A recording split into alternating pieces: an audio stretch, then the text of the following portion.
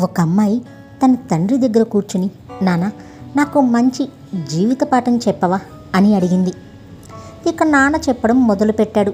ఒక రాజ్యపు రాజకుమారి చాలా అందంగా ఉండేది. ఆమె పేరు అభినయ. చాలా చలాకీతనం, అందరితో కలుపుగోలుతనంగా ఆమె ఉండేది. ఆమెకు వీరికంటే ఎక్కువ రాజ్యాలు ఉన్న రాకుమారుడితో వివాహం జరిగి అత్తారింట్లో అడుగుపెట్టింది. కొన్ని రోజుల్లోనే ఆమె అక్కడ ఇమడలేకపోయింది. భర్త కొట్టడం, తిట్టడం తట్టుకోలేక ఒకరోజు ఆమెను చూడ్డానికి వచ్చిన తండ్రితో, నాన్న, నాకు ఈ పెళ్ళి, ఈ జీవితం వద్దు. నేను అతను పెడుతున్న బాధలు భరించలేకపోతున్నాను. మీతో పాటే మన ఇంటికి వచ్చేస్తాను అని అడుగుతుంది. అందుకు ఆ తండ్రి, అలా కుదరదమ్మా. మొగుణ్ణి వదిలేసి వస్తే ఆడపిల్లకు రక్షణ లేదు, గౌరవం లేదు, అనుమానాలే అందరికీ. నువ్వు ఓర్చుకో అని తండ్రి కూతురికి చెప్పడంతో కూతురు చేసేదేమీ లేక తన తల్లి దగ్గర బాధపడుతుంది.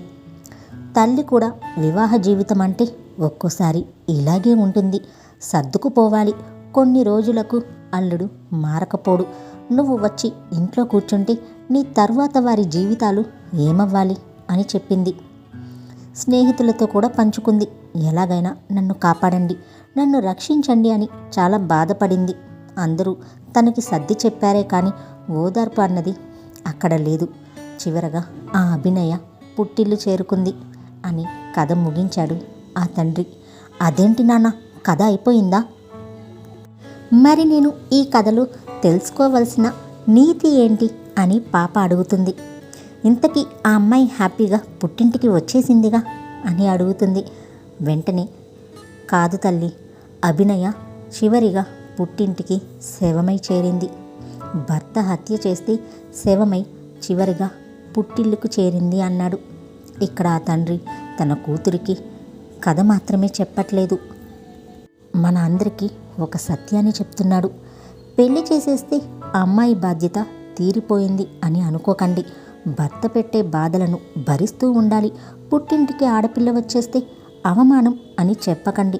భర్తకు భార్య చనిపోతే మరో అమ్మాయి భార్యగా వెళ్తుంది, కానీ మీకు మరో కూతురు దొరకదు. ఒక్కసారి ఆమె బాధ విని ఆమె కష్టాన్ని తెలుసుకుని ఉంటే ఈనాడు తను శవమై ఉండేది కాదు. అప్పుడప్పుడు అల్లుణ్ణి, కూతుర్ని, ఇద్దరిని పలకరిస్తూ ఉండాలి. భరించడం, సర్దుకుపోవడం నేర్పడంతో పాటు ఎదురు తిరగడం కూడా నేర్పించాలి ఇప్పటి ఆడపిల్లలకు.